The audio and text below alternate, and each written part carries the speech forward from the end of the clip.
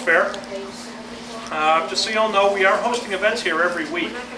I encourage all of you to visit our new and improved website. It's actually a few weeks out of the box, where you can find a list of events, amongst other things. You can also sign up to receive our weekly e-newsletter, which has a list of events, special deals, offers, new releases, etc. Plus, I know currently we are looking for volunteers here at the book fair. Our special guest this afternoon is Natasha. Natasha was born and raised in London, and as a child she spent many summers in the Scottish Highlands, as you put it, chasing fairies throughout the Enchanted Hills. That combined with her parents, who were storytellers, pretty much been writing ever since. As an adult, she came over here to the States, where she opened a bed and breakfast where she was able to pursue her other passion of baking. She currently lives in Massachusetts, spending time with her family, still baking, Lots of baking, and writing. We're here today to specifically hear about the power of Poppy Pendle, which was officially released yesterday.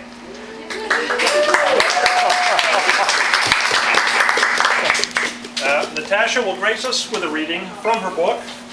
She will be happy to answer any questions y'all may have about the book, and we will have a book signing after the question and answers are done. So, with that, I will turn it over to Natasha. Thank you. Well, first of all, thank you all very much for coming out. This is a very big moment for me, very exciting. Not only is it my first book, it's my first reading and signing ever, so very exciting and lovely to be here. And before I begin reading, I thought I'd just tell you where I got the idea from for this book. I know whenever I pick up a book, I always love to think about where did that author get that idea from. And I bought this to show you. And it's a picture of a stone goose. And that is where the idea for this book came from. Everyone can see it back there. And my daughter looked at it and she said, "That looks real to me." And I looked at it and I said, "It does look real. Maybe a witch turned it to stone."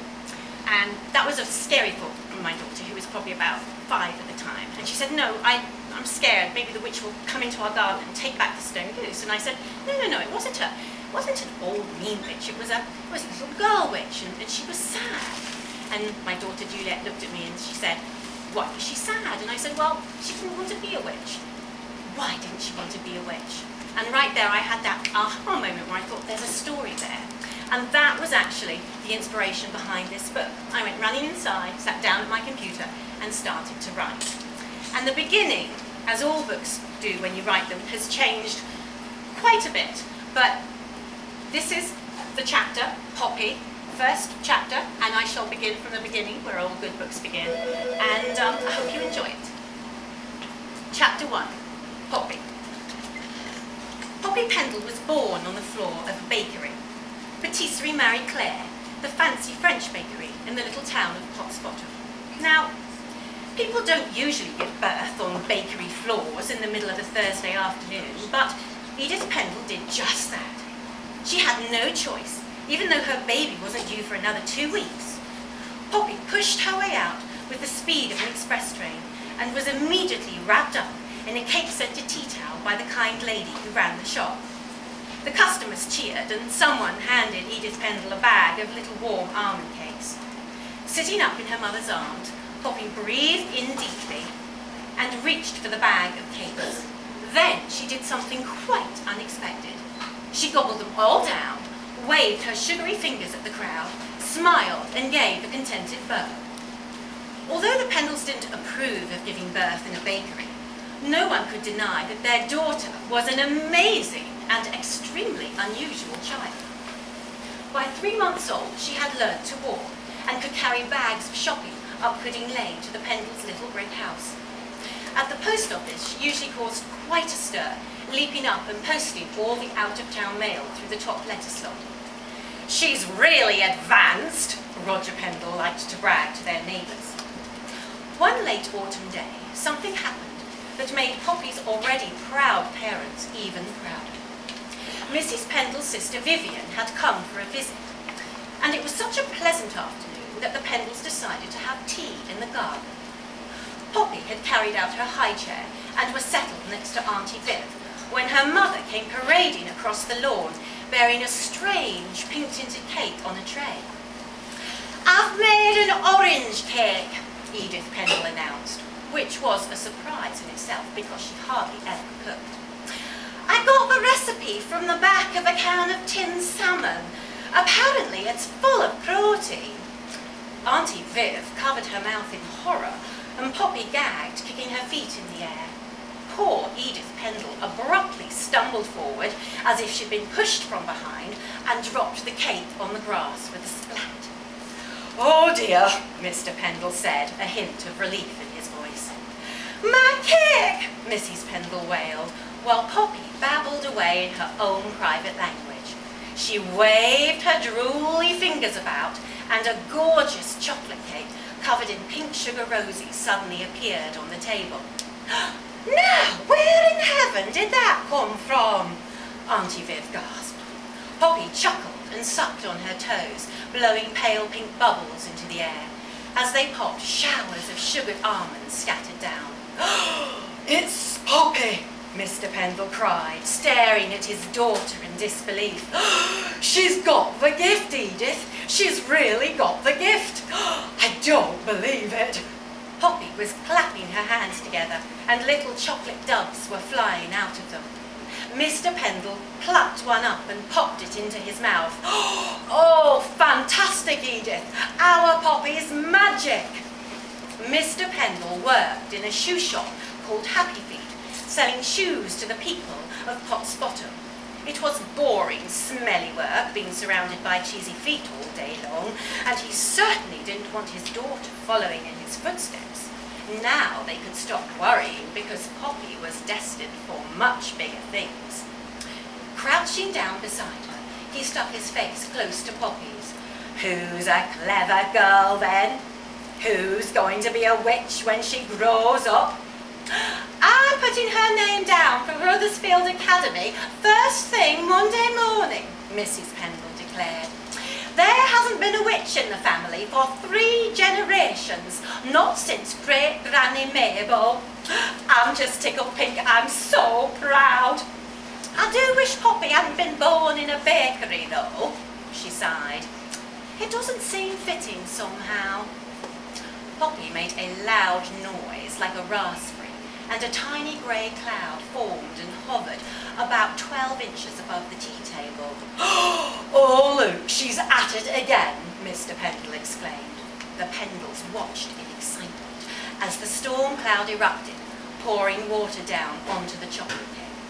Then Poppy scrunched up her face, turned the colour of an overripe tomato, and burst into tears. Straight after breakfast on Monday, the Pendles telephoned Miss Lavinia Roach, the headmistress of Ruthersfield Academy. Miss Roach had never heard of a baby performing magic before. "This is really quite extraordinary, if what you're telling me is true," she told Edith Pendle. "But before I put Poppy down on our waiting list, I would appreciate seeing the child for myself. Sometimes parents go to rather extreme lengths to get their girls into Ruthersfield. We are, as I'm sure you know, Mrs. Pendle, the only accredited school for magic in the country, and we are very selective." "Oh, just wait till you see our little Poppy," Mrs. Pendle said. "I'm sure you'll be suitably impressed." So the next afternoon, Poppy was promptly brought over to Ruthersfield for her interview. As the Pendles were ushered into the headmistress's office, Poppy kept trying to climb out of her carriage and trot back toward the door. "No, sweetheart," Edith Pendle insisted, grasping her daughter by the hand so she couldn't escape. "Looks like she has other plans," Miss Roach said, smiling down at Poppy. "Well, she doesn't understand what an honour it is to be here," Edith Pendle said, tugging her daughter into the room. "This is quite an occasion for the Pendle family." "I brought this with me," Poppy's father began, carefully extracting a sheet of white paper from a cardboard tube and unrolling it across Miss Roche's desk. "Our family tree," he announced, bursting with pride and pointing a finger at the chart. "Well, my wife's family tree, really. That's great-granny Mabel right there," he said, tapping at the paper. "But I'm sure you know all about her." "Indeed." Miss Roche lowered her head in reference. "What an honour for you all, being related to Mabel Radcliffe, one of the best head girls Rotherfield ever had." "And Luke," Roger Pendle said, breathing heavily over the chart. "Her great-great-great-grandmother Irene had the gift as well, you see, so it runs in the family. We can go right back to the 13th century. "Certainly, quite remarkable, Mr. Pendle. Now please, won't you all sit down?" Miss Roche suggested. "I'll ring for some tea and biscuits." Oh, Poppy immediately climbed up into one of the chairs facing Miss Roche's desk and started to suck on her fingers. "While we wait, why don't you show me what sort of magic little Poppy can do?" "Right then, come on, sweetheart," Mrs. Pendle said, tickling her daughter under the chin. "Show this nice lady your tricks." Poppy blew a raspberry, but nothing happened. "Make some chocolate birdies appear," her father encouraged. Poppy paid no attention, and it was only when the school secretary brought in a tea tray that she began to get excited. "Is Poppy allowed a biscuit?" Miss Roche said, offering round a plate of chocolate shortbread. "We have a wonderful chef here at Rotherfield. Everything's homemade." Poppy gurgled, bouncing up and down in her chair. Little marshmallow balls started to burst out of her lap onto the desk, like popcorn exploding from a popcorn maker. One of them landed right in Miss Roche's cup of tea. "Now that's my clever girl," Mrs. Pendle said, planting a kiss on Poppy's forehead. The soft, sticky balls were bouncing about all over the room, but Poppy ignored them, munching away on a biscuit. When she had finished, she licked her fingers, gave a satisfied sigh, and blew out hundreds of tiny gold stars. "Quite the show, eh?" Mr. Pendle said, brushing bits of stardust off his suit. "Unbelievable," Lavinia Roche agreed. "I have never seen anything like it. Your daughter is extraordinary. Rotherfield Academy would be honoured to offer her a place. She is far too young now, of course, but when she's 7, we will be expecting her." Poppy scrunched up her face and blew a loud, windy raspberry. Pink berry-shaped bubbles floated into the air, and when they popped, an overpowering stench of rotting fruit filled the room. Miss Roche gave a nervous laugh. "It's a good thing your daughter's only 6 months old," she remarked. "Otherwise, I might think she didn't want to come to Rotherfield Academy at all."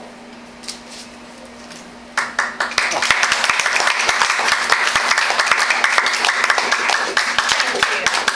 And I'd be happy to answer any questions if anybody has any.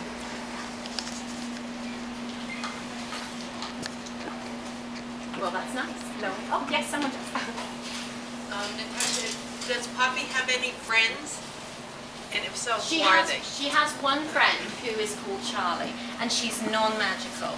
And Poppy's parents are very clear from the beginning that they don't want Poppy mixing with children who are non-magic. So when Poppy finds Charlie, it's her one true friend, and her parents don't allow her to see Charlie, which is a big part of the book. She gets very unhappy and she ends up running away from home. And Charlie, in fact, is a good, solid friend right the way through the book. Can you tell us what she did when she ran away? Well, she probably loves to bake. And in fact, the big conflict in the book, and I think you get that from the little bit I read you, is that her parents want her to be magic and to go to witch school. And Poppy doesn't want that at all. What she wants to do is bake.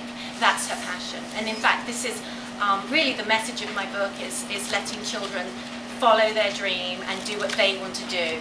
And so the conflict of her parents forcing her to magic school and Poppy loving to bake and not being allowed to bake gets bigger and bigger throughout the book until she ends up running away, and she runs away to a French bakery, which is actually the bakery where she was born, but she doesn't know that at the time. So there's a the whole way through the book. There's a lovely connection with the bakery, and the woman that runs the bakery is a wonderful woman called Mary Claire, who at the end of the book with Charlie comes together to bring Poppy back from the dark side, shall we say.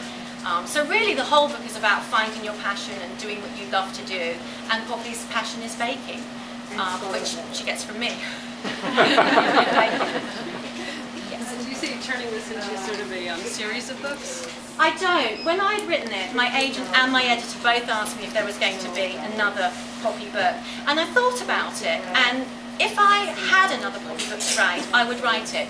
But it is such a complete book. It has a beginning, a middle and an end, and I can't take it anywhere else. I have other stories I want to write, but this really is a standalone in my opinion. I'm not saying at some point I won't have an idea and come back and leave it in, but I don't think so. I think Poppy is a standalone book.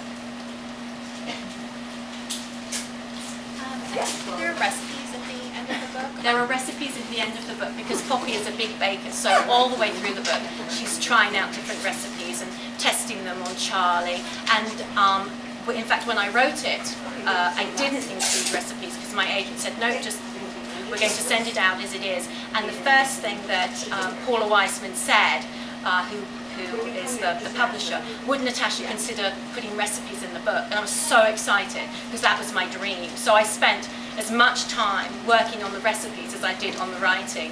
And in fact, every day my children would get off the school bus and I'd be there with caramel cookies and lemon bars. And by the end of 3 months, they would sort of get off the bus and look at me and go, no, no, don't want to see another lemon bar again. So they have been tried and tested by numerous children, and I'm hoping people will make them because they are delicious and easy to make, and the recipe instructions are quite detailed, and I hope good for kids as well as for mums and dads. Yes? I love that question because in fact she didn't start out as Poppy. She started out as Birgitta, which is a name my dad liked, and my agent wasn't connecting with her as a character, and she said, I love this book, it's wonderful, but there's something about your main character that I'm not finding very appealing. And we talked about it, and I gave her quirks and made her human, and I thought she was very relatable. And finally, it dawned on me, and I thought, you know, Birgitta is not a particularly warm, connecting kind of a name. It felt harsh, and so as soon as I decided to change her name, Poppy popped into my head, and just the name Poppy makes me smile. It's a sort of a lovely, sweet name, and it's very appealing. And as soon as I went through the book and made her Poppy, it just transformed her character completely. So it's amazing what a name can do. Yes? How long did it take you to write the book? The actual writing of it didn't take me that long. When I had the idea, I sat down and I probably wrote it in about 2 or 3 months. The revising of it took a long time, and I had no idea because I'd never really gone through the revising process before because this was my first book. But I can honestly say it probably took me 2 years of working on the story over and over again. And when I look back at the very first draft I wrote, you can see the story there, but it's so different from the book I ended up with, and it was worth it. And I love the revising process because you take your story and it's like polishing something and making it perfect till every word sings. So not that long to write, but a long time to revise.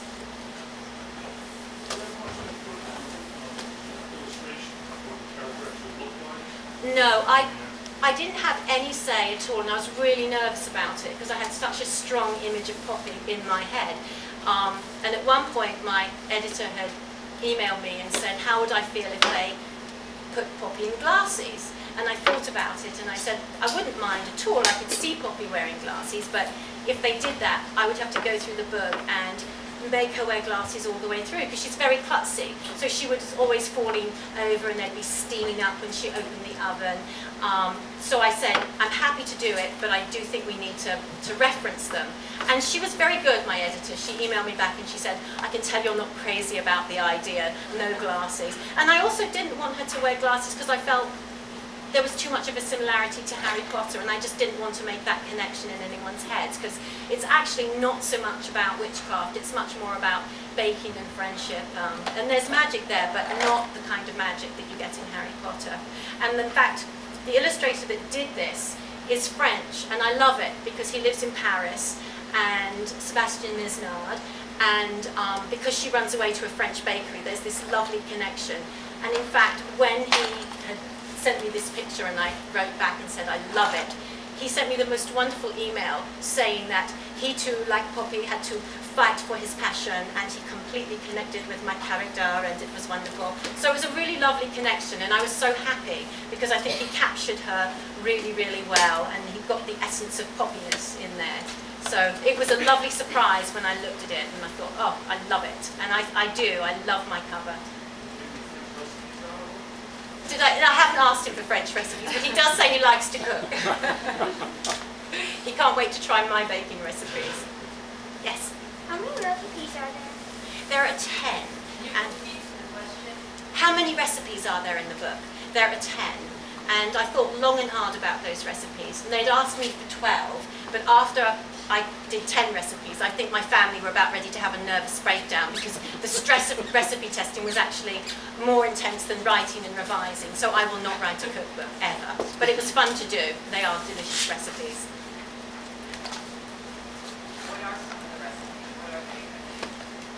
Well, I'd hoped to bring some of the cookies here today, but I guess because of city laws I wasn't allowed to, so I apologise. I have cookies in the car park if anyone would like to try some. Chocolate melt-away cookies, which are a very rich, buttery shortbread, chocolate shortbread. Caramel crunch cookies, which are, well, just what they say, deep caramel crunch cookie. Lemon bars, my version. Raspberry shortbreads. And a really delicious orange cake that is not made with tinned salmon.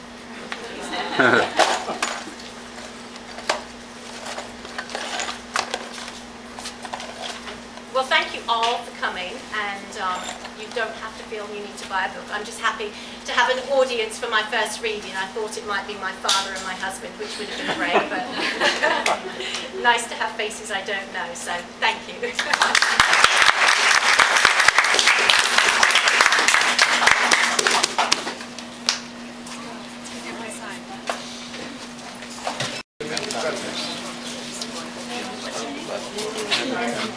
I asked because even some names that I know how to spell.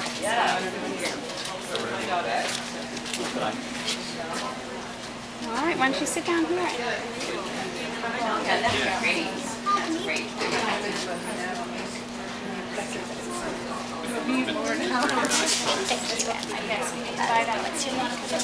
So cool to write it with your name on it.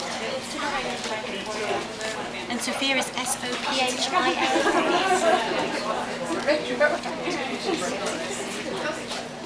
Has school started yet for you girls?